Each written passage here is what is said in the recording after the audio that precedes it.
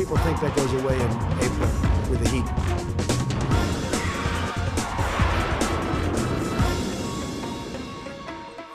Hello, I'm John Barron. I'm Shazza Chidello. Tonight on Planet America, President Trump tees off on the golf course and at his critics. He's even accused one of them of murder. Voting rights and mail-in ballots could decide this year's election. And so could the coronavirus. Americans hit the beach for the holiday weekend, and some may not live to regret it. America marks Memorial Day on the last Monday in May, a remembrance of fallen service members dating back to the Civil War and also the start of summertime. It's always been a strange mix of wreath laying and beach going, but Memorial Day 2020 was a bit different again. Some couldn't wait to get out and flaunt their freedom at water parks and barbecues, shrugging off social distancing. For others, it was a time to stay closer to home and memorialise those who've been lost to the coronavirus as well. The New York Times printing the names of 1,000 victims, just 1% of the national toll on their front page. For Donald Trump, who has characterised himself as a wartime president, there was a ceremony at a military base in Maryland, his theme of noble sacrifice in the name of freedom gaining new meaning as split screens showed the mounting death toll from the pandemic. There are extraordinary Americans who are willing to brave death so that we can live in freedom and live in peace. Donald Trump's presidential rival Joe Biden also emerged from his home in Delaware for his first public appearance in 2 months. Got the whole country behind you. Thanks for your service. In this climate, everything is political and partisan, from the wearing or not wearing of a face mask to playing golf. President Trump took some time for a few rounds over the weekend. The Biden campaign wasted no time cutting an attack ad.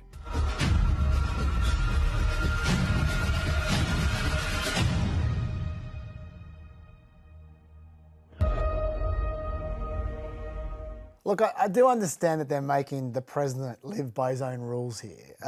Like during the Ebola scare, Trump was tweeting out stuff like, "Can you believe with all the problems and difficulties facing the US president, Obama spent the day playing golf?"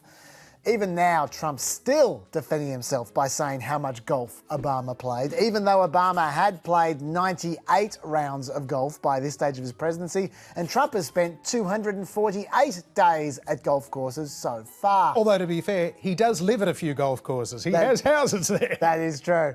But also, to be fair, Trump hasn't actually been playing golf for months during this whole crisis, and this is a holiday weekend, and it's probably a good thing for him to get some exercise every now and then. And some of these lefty attacks are well over the top. Running into death, I see that with the doctors and the nurses. It's a beautiful thing to see.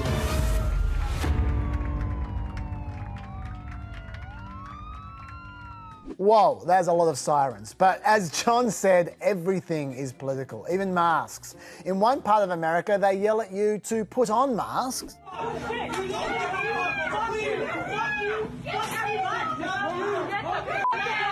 And in another part, they yell at you to take them off. Take it off! Take it off! Take it off! Take it off! Take it off! By the way, when in doubt, do wear a mask. In New York City, 20% of people have caught COVID, but only 14% of transit workers have, and 12% of healthcare workers have, even though those two groups of people spend their lives surrounded by COVID. Why didn't they catch it? Because they wear masks.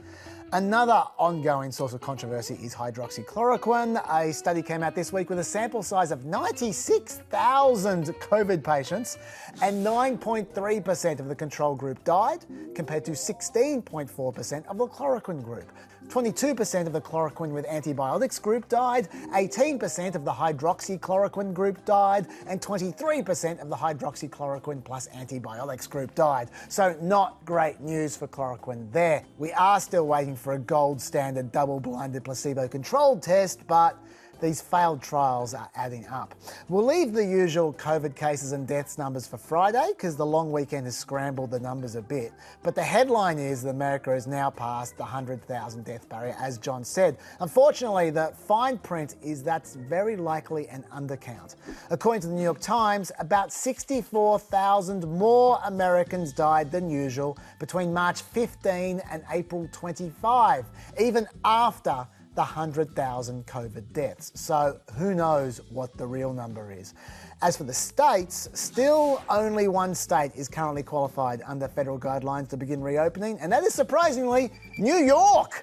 Things have sure changed, but the toughest criteria are actually the people themselves and when they feel confident enough to venture out of the house. 72% of regular haircut receivers feel they'd probably be ready to get a haircut within a few weeks of restrictions being lifted.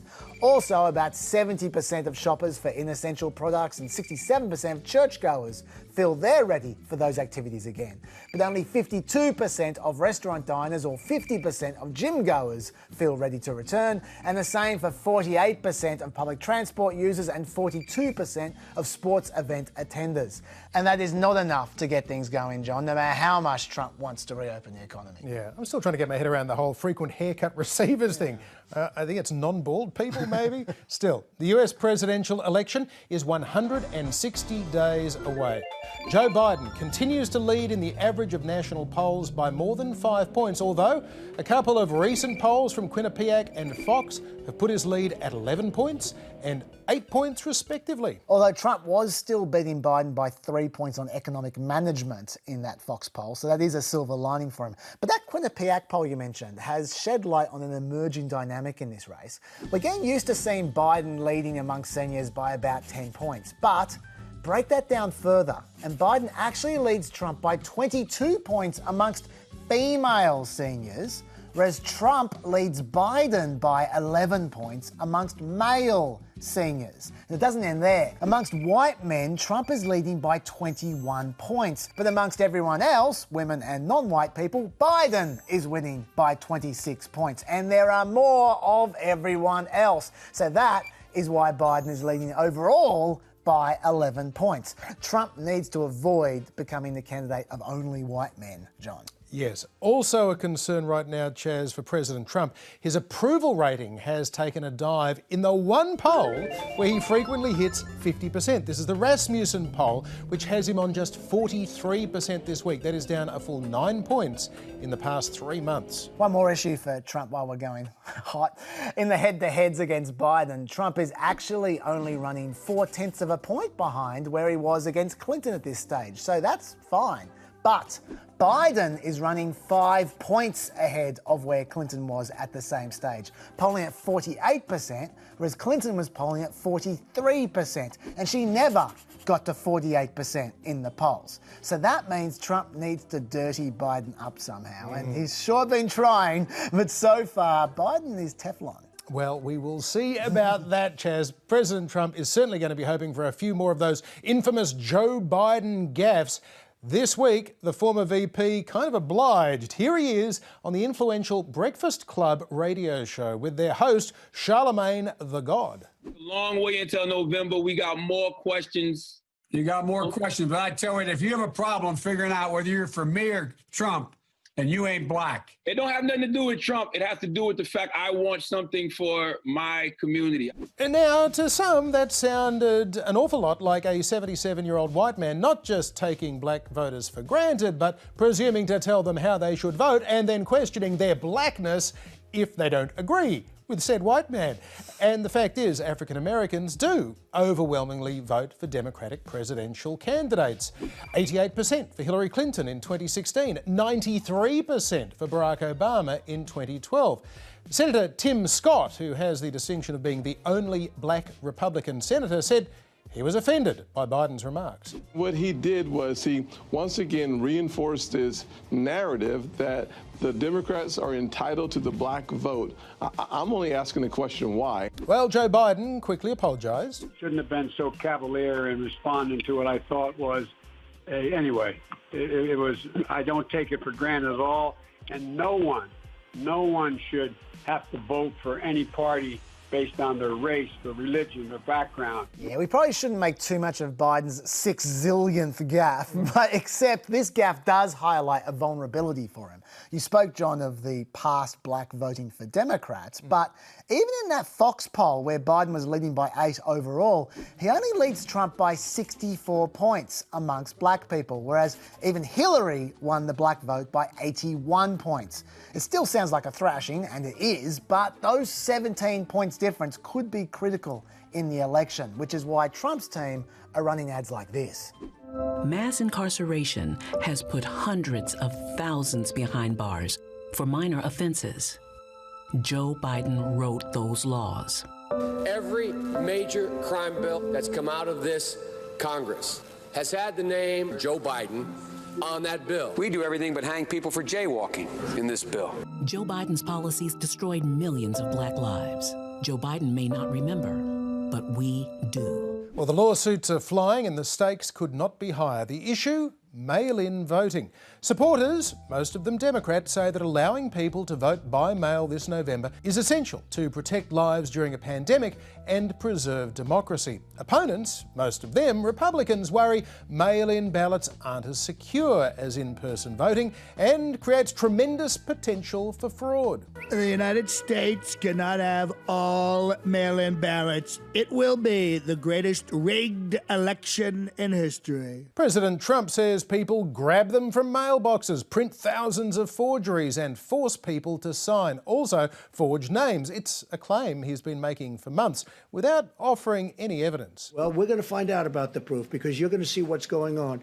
And I'm not going to stand for it. Last week, President Trump threatened to withhold federal funding from the swing state of Michigan, one of the worst affected by the coronavirus, after he incorrectly claimed the state's Democratic government had sent out 7.7 million absentee ballots.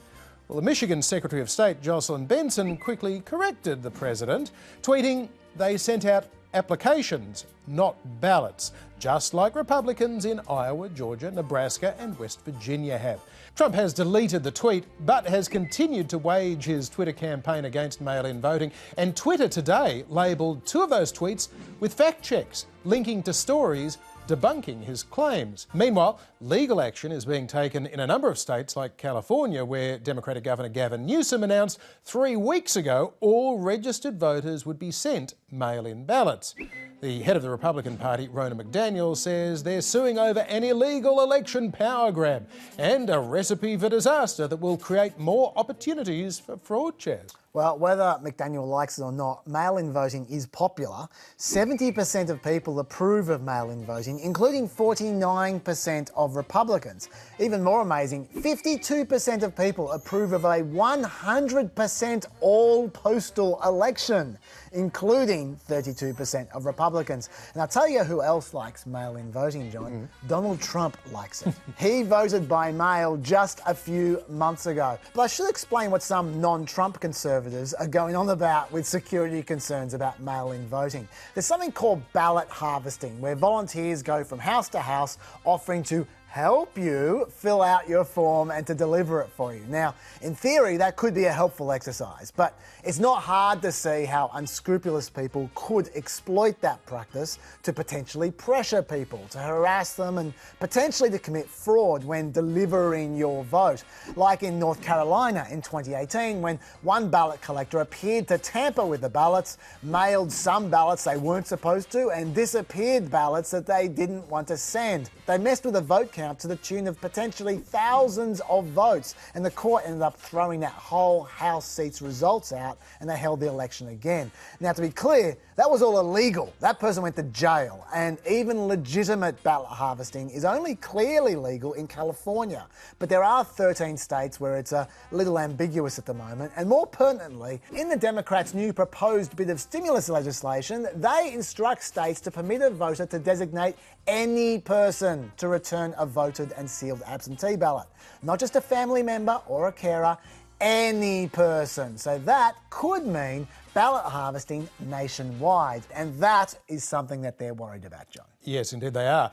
Well, on a day when the death of an unarmed black man at the hands of Minneapolis police triggered angry protest against racial injustice in America, the Republican governor of Florida has announced an appeal against a court ruling allowing ex-felons in the state to vote. In the past week, a judge ruled that a law banning ex-felons from registering to vote until after they've paid off all of their fines and fees is unconstitutional. In 2018, Floridians voted overwhelmingly to restore voting rights to people convicted of felonies other than murder and sex crimes once they had served their sentence. Well, that has potentially huge implications, not just for those people regaining their voting rights as citizens, but for America. In past elections, just a few hundred votes in Florida have decided who becomes president. Desmond Meade led the fight to pass that 2018 amendment. He's executive director of the Florida Rights Restoration Coalition, and he joins us from there now. Mr. Meade, welcome to Planet America. Well, thank you for having me. Before the amendment passed in 2018, what were the restrictions placed on ex-felons voting in Florida? Yeah, so John, before Amendment 4 passed, Florida was one of 4 states that had a lifetime ban on voting. And what that meant was that anyone convicted of a felony offense, no matter how large or small it is, and when I'm talking about small, I'm talking about things such as driving with a suspended license or trespassing on a pier, right? Infractions such as that is a felony. Once a person is convicted of that, they would lose the right to vote for the rest of their life. And how did the laws passed last year impinge upon those rights granted under the 2018 amendment? Well, let me tell you what happened, right? The first thing and the most important thing that happened was that politicians got involved.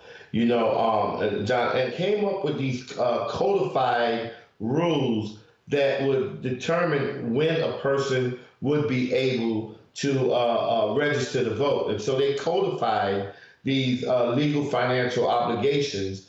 And so now people had to pay fines, fees, restitution, court costs. And we're talking about legal financial obligations that number in the billions of dollars that folks would have to pay. And the majority of the individuals that we're talking about could not even afford to pay these things. And so it, in effect, became another bar from voting, similar to what we've seen in the past. Some would still argue, though, that part of repaying your debt to society is repaying those fines and those court fees, those other costs. What do you say to them? Yeah, and you know what? That is a valid point. And that is, I mean, we believe in that if you owe something, yes, you pay that back. The judge, for instance, in this case, basically said, yes, you are supposed to pay your fines, you are supposed to pay restitution, but your inability to pay that should not be a bar. And so this is not absolving anyone of any responsibility that they may have. I mean, I am a person who's also a returning citizen. And I know that part of me successfully reintegrating back into the community and becoming an asset to the community is making sure that I repair the harm that I've caused when I committed the crimes that I was convicted of committing. So does this latest court ruling end things here, or could we see more laws passed or more court cases pursued between now and November? I think what we anticipate is, you know, as in any form of litigation, that there are other steps that can be taken. And so that's why when we're looking at this ruling, I like to say that we're cautiously optimistic, because this case could very well see itself before the United States Supreme Court. We just found out today that the governor and the state is planning on appealing this ruling. And that's very disappointing because, you know, number one, I think the courts have really been very clear with their position. The other piece is that Florida right now is in the midst of economic turmoil due to COVID-19. And, you know, it's kind of disappointing that the governor and the state would spend or waste more taxpayers' dollars to fight against this very sound ruling and try to limit democracy instead of what it should be doing, and that is expanding democracy. Desmond Meade, thanks for joining us on Planet America. Thank you once again for having me. Big, beautiful world. Vaccines, artificial intelligence, digital breakthroughs, they all begin at the same place, universities. But something is apparently amiss there. It's a scandal to me that we have trained so many of the Chinese Communist Party's brightest minds to go back to China to compete for our jobs, to take our business, and ultimately to steal our property and design weapons and other devices that can be used against the American people. You know, if Chinese students want to come here and study Shakespeare and the Federalist Papers, that's what they need to learn from America. They don't need to learn quantum computing and artificial intelligence from America. No, I don't know why they need to study Shakespeare in America when they can just watch this. Experience Shakespeare's legendary tale as you've never seen it before. Romeo and Juliet. See, that says it all. But that aside, there are a lot of Chinese students in America. It's true, from 100,000 a decade ago all the way to 370,000 last year. And Cotton is right that Chinese students do like studying science, technology, engineering, maths, STEM. Over 70% of them do. But as far as The Chinese Communist Party's brightest minds go, they kind of like where they are at the moment, thank you. The vast majority of PhD graduates in physical sciences, health sciences, maths, biomedical sciences, engineering, and especially computer science, they intend to stay in America. They make more money there, they lead a better life, and it's not just some flight of fancy, because 10 years later, 85% of Chinese science and engineering PhD graduates are still in America. And of special interest to Tom Cotton, out of the top artificial intelligence PhD graduates, 91% of the Chinese graduates stayed in America 5 years later, which is almost identical to the number of American artificial intelligence graduates that stayed in America. And all these top graduates obviously help all Americans. 22% of all US patents in 2018 were filed by Chinese or Indian ethnic inventors. By the way, you know who doesn't like this status quo? China doesn't like it. According to Brookings, Chinese officials see the United States' continued ability to attract and retain Chinese talent as a serious impediment to their technological ambitions. So there is that. But Tom Cotton isn't being delusional, because there is also a security issue. According to the FBI, while the vast majority of students from China are in America for legitimate academic reasons, the Chinese government uses some Chinese students to operate as non-traditional collectors of intellectual property. Nice euphemism. I reckon it'd make a great cartoon. Anyway, these non-traditional collectors of intellectual property occasionally get exposed. Like one student, for instance, who scouted and then suggested 8 people to China who were actually American citizens, but they were born in Taiwan or China, and they could potentially be recruited as spies. Now, FBI Director Christopher Wray says that the FBI has nearly 1,000 open investigations into economic espionage, nearly all of them leading back to China. So there is an issue there. But if Tom wants to safeguard American maths, maybe he should convince Americans to do maths instead. 81% of graduate students in America who study electrical engineering in total are international students. 79% of graduate computer science students in total are international students, and so on. 69% statistics, 63% economics, etc., etc., etc. And China is easily the largest source of all these international students. There are now almost as many Chinese computer science PhD graduates as American computer science PhD graduates, which is why America's tech companies say that cracking down on Chinese students is a mistake. They say it would have a direct negative impact on their ability to run their businesses. So fine, crack down on Chinese STEM students if you like, but Americans, do some maths. If you play your cards right, one day you might be able to run for president. 150 million people have been killed since 2007. No, Joe, there are like 330 million Americans in total. That's like half the population. I mean, come on. It would put 720 million women back in the workforce. No, it won't, Joe. Listen, there are 330... Oh, forget it. This guy's never going to have what it takes to be president. Never.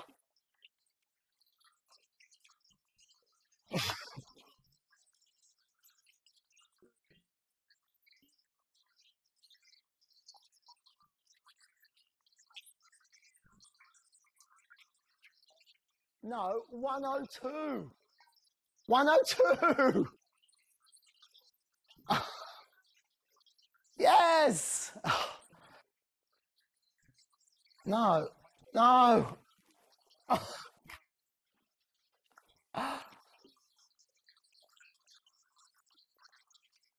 Oh, God, China, don't go!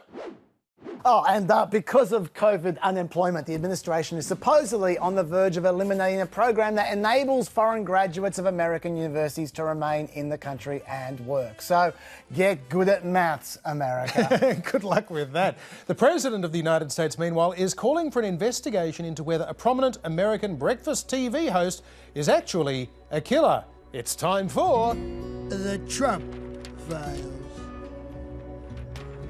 April 29th, 11:23 p.m. President Trump tweets an oblique reference. Psycho Joe, whatever happened to your girlfriend? He's talking about this man, Joe Scarborough, host of MSNBC's weekday breakfast news program, Morning Joe. Scarborough is also a former Republican congressman, but what girlfriend? Joe's married to TV co-host Mika Brzezinski, a journalist and political commentator. May 4th, 5:38 a.m. Another tweet. Comcast should open up a long overdue Florida case against Psycho Joe Scarborough. 8 days later, May 12, 5:54 a.m. Another clue. When will they open a cold case on the Psycho Joe Scarborough matter in Florida? Did he get away with murder? Some people think so. Why did he leave Congress so quietly and quickly? Isn't it obvious what happened now? A total nut job. The plot thickens. Then, last Saturday at 7:05 p.m. A blow to her head, a body found under his desk, left Congress suddenly. Big topic of discussion in Florida, and he's a nut job with bad ratings. Keep digging, use forensic geniuses. And Sunday, May 24, 9:29 a.m. A lot of interest in this story about Psycho Joe Scarborough. So, a young marathon runner just happens to faint in his office, hit her head on his desk, and die. I would think there's a lot more to this story than that. An affair? What about the so-called investigator? Read story. Okay, Mr. President, you have piqued my interest. Let's read story. It's from the conservative website True Pundit from November 29, 2017. The headline says, flashback, evidence shows foul play likely in Scarborough aide's suspicious death in his congressional office. It's a report of a story they published on March 15, 2011, regarding the death of a 28-year-old member of Scarborough's staff back in 2001, which was found to be an accident. True Pundit says their review of several investigative reports indicate the official finding is highly questionable. The only active link from the story takes you to a blog which reproduced a 2001 piece by the independent news site Truth Out, where journalist Jennifer Van Bergen poses a series of questions about the case. How could a healthy, physically fit 28-year-old woman suddenly faint of a previously undetected heart problem? How could police determine there was no evidence of an attack? And then, if Scarborough had an appointment with the couple who found the body, was he really in Washington? Well, here's what we know. 28-year-old Lori Klausutis was working in one of Joe Scarborough's offices in Fort Walton Beach, Florida, when her body was discovered at 8 a.m. The medical examiner determined she had suffered from a heart condition, fainted, hit her head on a desk, and died. But there's a twist. It turns out that medical examiner, Michael Birkland, was a bit dodgy. Birkland was arrested and charged in September after authorities found more than 100 human organs and tissues in a Pensacola storage unit he'd been renting. We found complete human hearts. We found complete human brains still intact. They hadn't been dissected or sectioned. Stealing body parts isn't good, but there was lots of other evidence. Lori had told two people the day before her death that she felt unwell and anxious. Experts say that's consistent with her heart valve condition. Investigators found Scarborough was in Washington at the time. There is no evidence there was ever a personal relationship between Scarborough, who was divorced, and Klausutis, who was married. And Joe had announced he was leaving politics a month earlier so he could be nearer his sons. In 2017, fact-checkers at the Associated Press said there was no mystery surrounding the death. Mika Brzezinski now wants Trump banned from Twitter for spreading the baseless rumour. First of all, Twitter, you shouldn't be allowing this, and you should be taking these tweets down, and you should be ashamed of yourself. You'll be hearing from me on this, because this is BS. But Donald, you're a sick person. You're really a cruel, sick, disgusting person. Ultimately, this is all about Scarborough and Brzezinski being vocal critics of President Trump. That wasn't always the case. They used to be friends in a media celebrity kind of way, and they loved having Trump on their show, but those days are long past. Meanwhile, Laurie's husband and family are reliving their ordeal and now have internet trolls inspired by the president accusing them of covering up a murder that did not happen.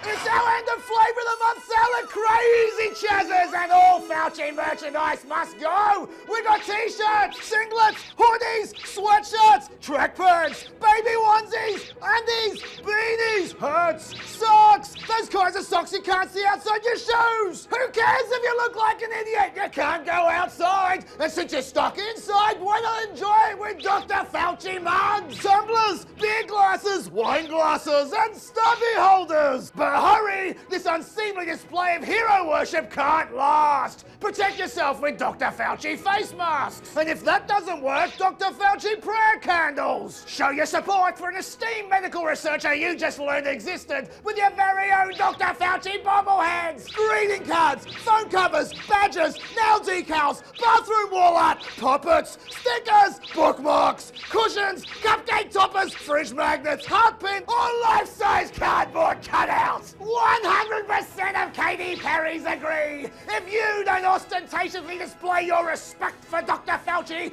you're on the virus's side. So come on down, the crazy chazzers, because this fad is running out of time. Cool, I hope you didn't hurt yourself. That is all for tonight's Planet America. We'll see you for a fireside chat on ABC News on Friday night and back here next week. Good night.